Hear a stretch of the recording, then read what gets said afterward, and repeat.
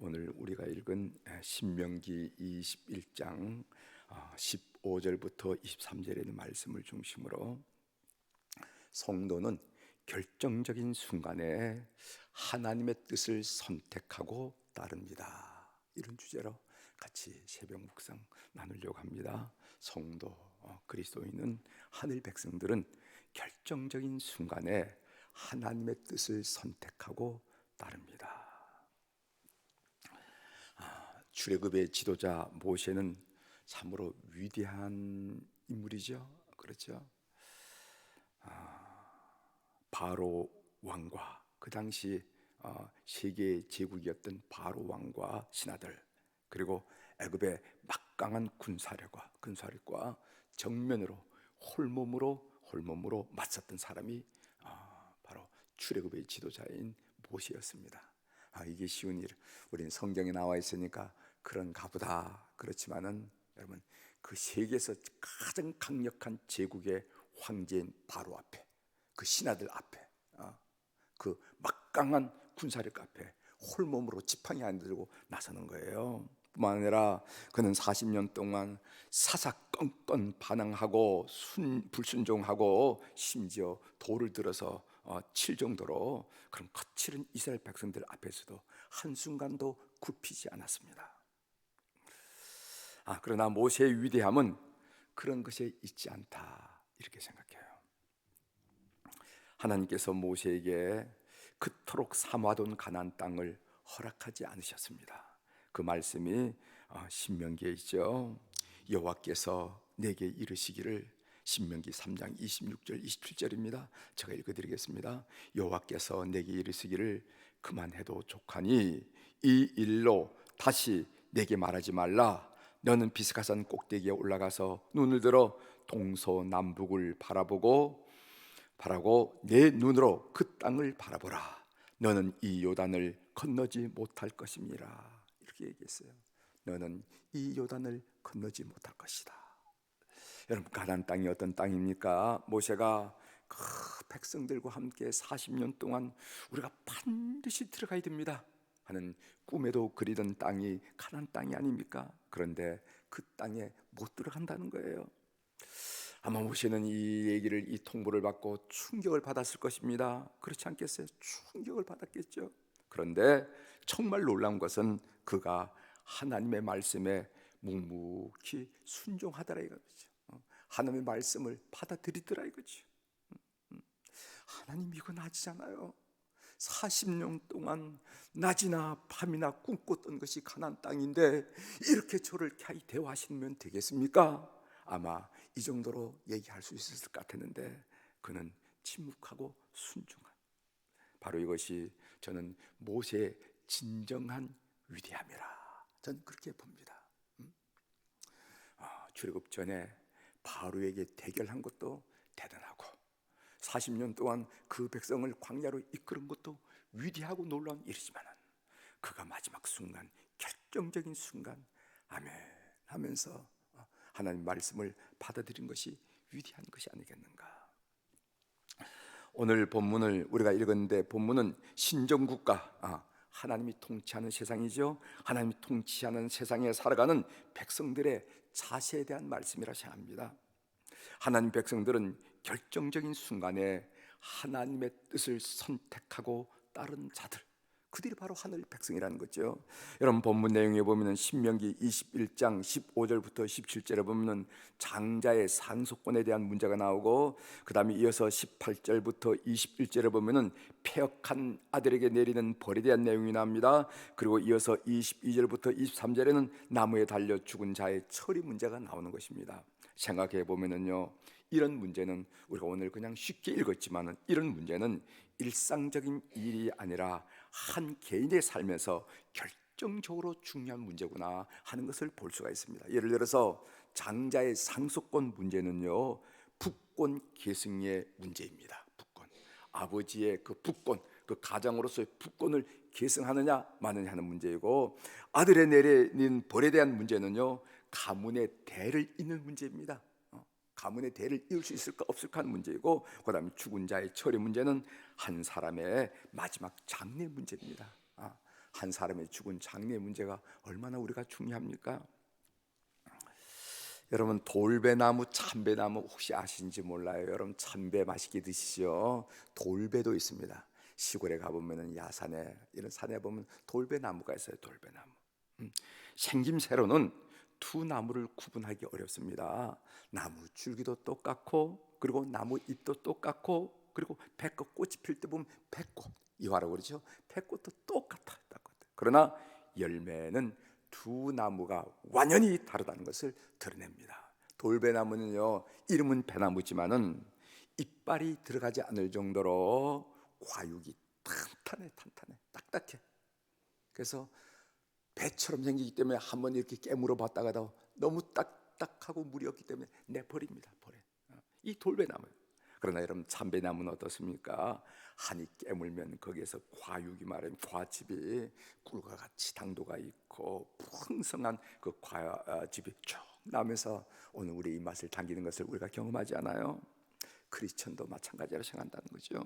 일상에서는 누가 참 그리스도인지 아니면 참 거짓 그리스도인지 분간하기 어렵습니다.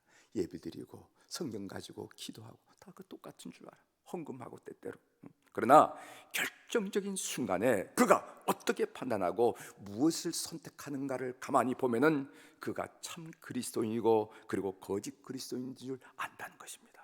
예를 들어서 경제적으로 손익이 달려있는 문제에 직면했을 때 그가 어떤 것을 선택하느냐, 정서적으로 자존심이 달린 문제에 직면했을 때 그가 어떤 것을 선택하느냐, 영적으로 하나님의 뜻이냐 내 뜻이냐 선택할 기로 그 상황에 직면했을 때 그가 어떤 것을 선택하는가를 가만히 보면은 신심이 굳구나, 하나님을 따르려고 하는구나, 하나님의 뜻을 선택하려고 몸부림치는구나 하는 것을 알 수 있다는 것입니다.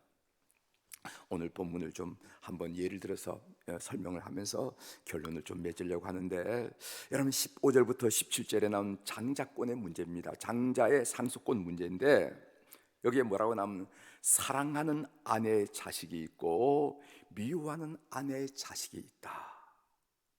그 재산을 상속할 때 아버지의 감정으로는 사랑하는 아내의 자식에게 장자를 삼고 두 몫을 주고 싶겠지만, 그러나 미워하는 아내의 자식이 먼저 낳았다면은 그가 장자이니까 그에게 상속의 두 몫을 주고 부권을 계승하도록 해야 한다. 이 얘기를 지금 하는 거예요. 우리 한번 읽어보겠습니다. 17절 한번 읽어보겠습니다. 반드시 시작. 반드시 그 미움을 받는 자의 아들을 장자로 인정하여 자기의 소유에서 그에게는 두 몫을 줄 것이니 그는 자기의 기력의 시작이라 장자의 권리가 그에게 있음이라. 아멘. 여러분, 다시 말씀드리지만 우리가 한번 쭉 읽었으니까 그런가 보다 그러지만 나는 이게 쉬운 일이 아니라고 생각해. 이게 쉬운 일입니까? 그러나 신정국가 백성, 하나님의 통치하에 다스림을 받는 백성들은 결정적인 순간에 자기 감정에 따르지 말고, 기분이 좋다 나쁘다, 슬프다, 기쁘다, 자기 감정에 따르지 말고 공의를 행해야 된다 하는 말씀을 성경이 가르쳐주고 있는 것입니다. 기분은 이렇게 하고 싶지만은 사랑하는 여인의 아들이니까 그렇게 하겠지만 그렇게 하면 못 쓴다. 공의를 따라야 된다는 거예요. 하나 더 예를 들어보죠. 패역한 아들에게 내리는 벌에 대한 문제가 18절부터 21절까지 나오는데, 완악하고 패역한 아들이 있어요. 아버지 말이나 어머니의 말을 도대체 순종하지 않습니다. 그러면은 장로들에게 고발하여 돌로 쳐 죽이라 하는 얘기예요. 여러분 21절 우리 한번 같이 읽어보겠습니다. 그 성읍의 시작. 그 성읍의 모든 사람들이 그를 돌로 쳐 죽일지니 이같이 내가 너희 중에서 악을 제하라. 그리하면 온 이스라엘이 듣고 두려워하리라. 여러분, 이것도 성경에 나타났으니까 그런가 보다, 예전에는 이런 문화가 있는가 보다 이런 생각을 하게 되지만은 이게 쉬운 일입니까? 한번 여러분들께 질문 드리겠습니다. 패역한 아들이 하나 있습니다. 부모가 화병이 나서 차례 누울지언정 패역한 자식을 감싸 안는 일이 쉽겠어요? 아니면은 자식을 고발하여 부모님 눈앞에서 돌에 맞아 죽게 하는 것이겠어요?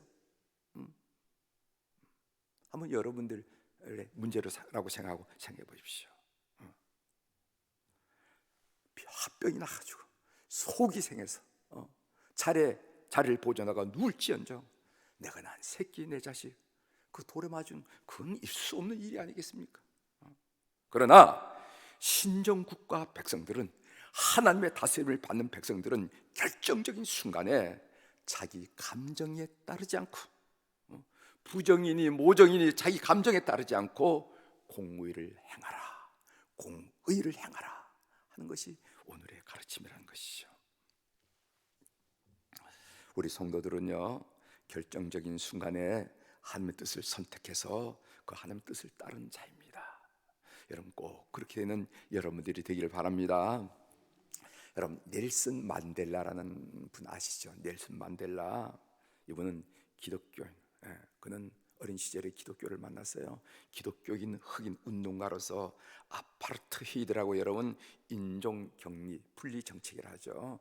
백인은 우대하고 흑인은 무시하고 이런 정책을 아파르트헤이드를 하는데, 이거 반대하다가 종신형을, 젊은 나이에 종신형을 받고 몇 년을 복역을 하는 27년을 복역을 합니다. 27년. 우리가 철들어서 27년 인생의 반을 감옥에 사는 거 아니겠어요? 반을. 제가 저쪽 교회에 있을 때 기회가 되어서 남아프리카 이 넬슨 만델라, 그것도 육지도 않에 바다를 건너서 섬에 있는 이 만델라의 독방을 한번 가봤어요. 독방을. 특별한 목적으로 참 가봤습니다. 많은 생각을 했어요. 나중에 노벨 평화상을 받고 1994년 4월 27일 날 남아프리카 공화국 대통령이 되죠. 대통령 됩니다. 그렇게 젊은 나이에 감옥에 갇히면서 그 투쟁하고 자유를 위하여 인종 분리 경리하는 정책을 반대하여 살아간다는 것도 쉬운 일이 아닙니다. 쉬운 일이 아니에요. 엄청난 일이죠. 그런데 더 엄청난 일은 뭐냐면은, 그가 대통령이 되어서 대권을 장악했을 때 그를 박해했던 백인에 대한 태도였습니다. 어떻게 한지 아십니까? 그가 그 결정적인 순간에 클레르크라는 백인 전임 대통령으로 알고 있어요. 그 사람을 부통령으로 삼고 흑백을 화해를 시키잖아요. 화해를 시키죠. 그래서 그 태도가 인류에게 영감을 주고 희망을 주면서, 야, 저렇게도 사는 거가 있구나, 저게 그리스도인이지 하는 그런 큰 영감과 도전을 받은 적이 있다 말이죠. 다시 말씀드리지만 그의 삶의 여정도 참으로 힘들고 위대하지만 마지막 순간, 그 결정적인 순간에 그 원수를 쌓아앉는 그 모습, 그 백인들을 쌓아앉는 모습, 그래서 위대한 남아프리카 공화국을 건설하겠다는 그 비전, 그것이 우리에게 감동과 영감을 줬다 하는 것을 우리는 알게 됩니다. 사랑하는 교회 여러분, 우리가 일상의 소소한 일은 물론이거니와 결정적인 순간에 하나님의 뜻을 선택하고 그리고 따르는 우리 교우들이 다 되셔서, 저 사람 진짜 교인이야, 진짜 친구야 라고 고개를 숙이면서 존경을 받는 우리 성도들의 삶이 되기를 주의 이름으로 축원합니다.